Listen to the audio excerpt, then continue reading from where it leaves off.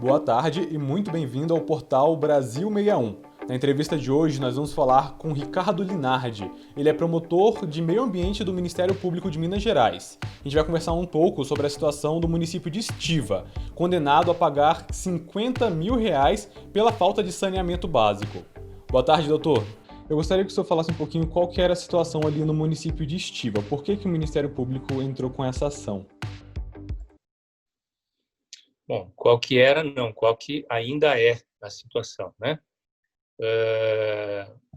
Enfim, no município de Estiva, assim como uma grande maioria dos municípios brasileiros, não há coleta e tratamento de esgoto.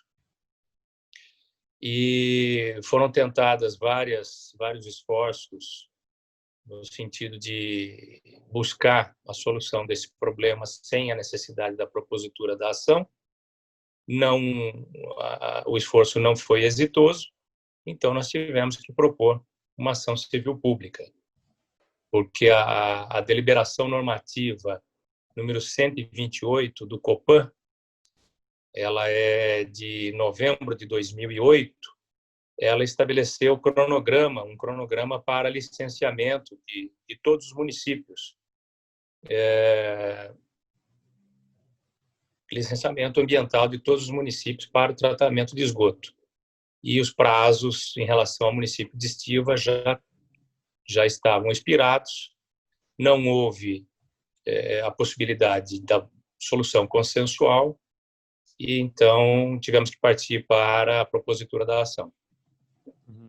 Entendi. Ali, em primeira instância, a justiça impôs uma multa caso o município não faça as obras em 6 meses. Mas ali, na segunda instância, a decisão foi um pagamento de danos morais coletivos, que é o que pedia o Ministério Público realmente, né? Qual que é a diferença dessas duas, digamos, punições, né? Dessas duas decisões?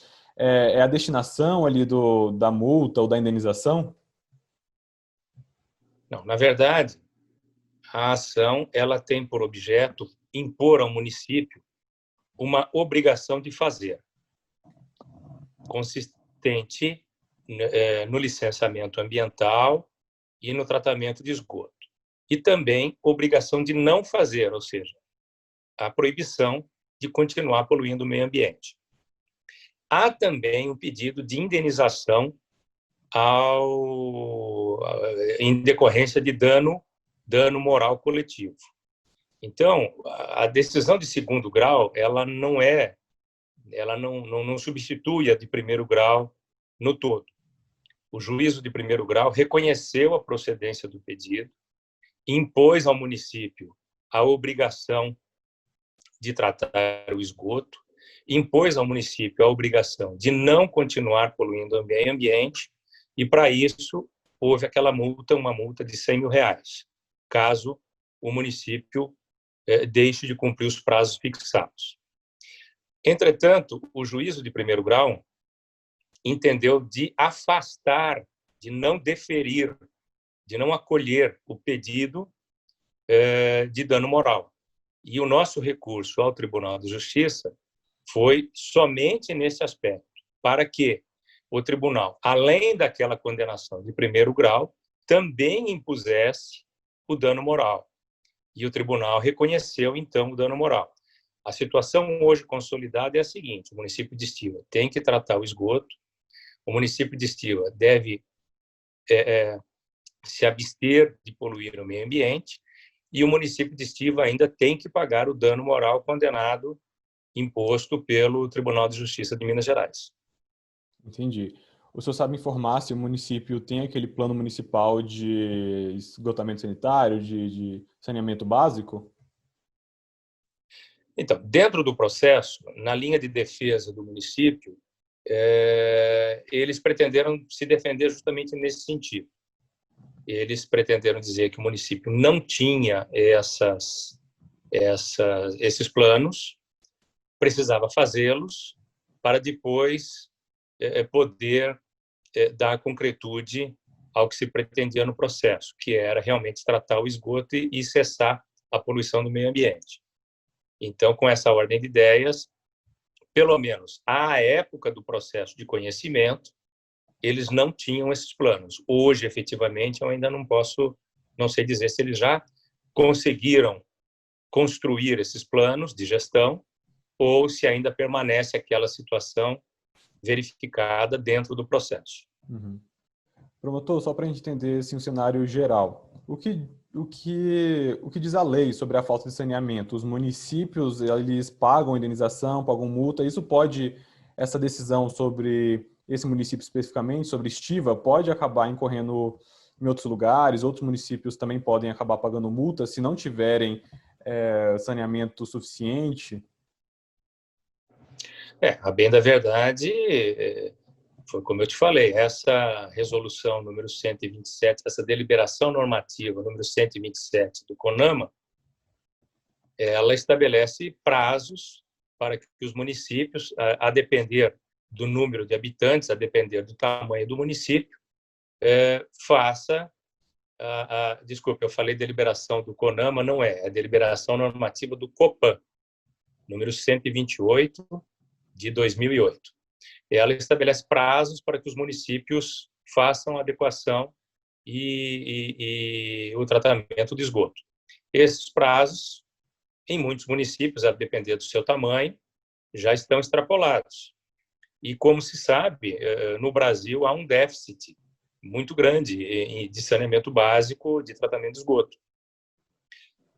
Então, imagino que essa ação que nós propusemos aqui no município de Estiva, ela certamente, os ministérios públicos dos estados aí afora, né, devem ter ações semelhantes nas suas comarcas, nos seus municípios. Então, é de se arbitrar que outros municípios possam também estar aí sujeitos a obrigações de fazer, obrigações de não fazer e multas. Uhum, entendi. O que se espera a partir de agora com essa decisão é que o município realmente construa ali a infraestrutura, né? Eu preciso, no tocante à Estiva, contextualizar uma questão. O município de Estiva, ele não tem ele optou por não fazer uma concessão do serviço de tratamento de água e esgoto. Então, ele tem um serviço autônomo de água. O município trata a sua própria água e distribui à população gratuitamente. Para haver uma concessão do tratamento de esgoto, a concessionária em Minas Gerais, a Copasa, ela passaria, se ela obtivesse a concessão no município de Estiva, ela passaria a cobrar pelo esgoto. E a Copasa, ela não recebe só uma concessão de esgoto. Ela tem que receber a concessão de água e a concessão de esgoto. E o esgoto, ele o preço público do esgoto, ele está diretamente relacionado ao consumo de água. Salvo engano, o preço da coleta e tratamento de esgoto em Minas Gerais é de 97% ou 98% do valor da conta de água. Então, o que acontece? No município de Estiva, já desde a gestão passada, nós fizemos um esforço junto ao então prefeito e junto à Câmara Municipal, no sentido de que o município editasse uma lei permitindo a concessão do tratamento de água e esgoto. Por questões políticas do município, os vereadores entenderam de não caminhar com a aprovação de um projeto de lei nesse sentido, e então o município não fez a concessão nem da água e nem do esgoto à Copasa, optando então por fazer o tratamento. A água eles fazem o tratamento e o esgoto não fazem, então houve a necessidade da propositura dessa ação judicial para obrigá-los a fazer. Então, agora, contextualizado isso, respondendo a sua última pergunta. Com o trânsito em julgado agora do processo, nós vamos nos debruçar justamente exigindo do município que cumpra as decisões judiciais, né? Paradoxalmente, o prefeito municipal de Estiva é médico. Ele é um médico. E paradoxalmente, não se vem dando no município de Estiva a importância que essa questão de saneamento básico exige e merece. É complicado. E se ele não cumprir nesse prazo aí de 6 meses, pode ter uma punição mais pesada, alguma coisa nesse sentido? As multas elas podem ser exacerbadas e, em última análise, pode até mesmo ser estudada uma possibilidade de propositura de uma ação de responsabilidade por ato de improbidade administrativa. Pode chegar, em última análise, até mesmo a isso. Entendi. Só para a gente entender um pouquinho sobre o contexto, apesar de estados, municípios e a União poderem trabalhar juntos ali para fazer um bom saneamento, é o município que escolhe a forma que isso vai ser feito, é isso? O município pode ele próprio fazê-lo, é uma obrigação do município, mas ele pode conceder ao particular, né, através de um contrato de concessão,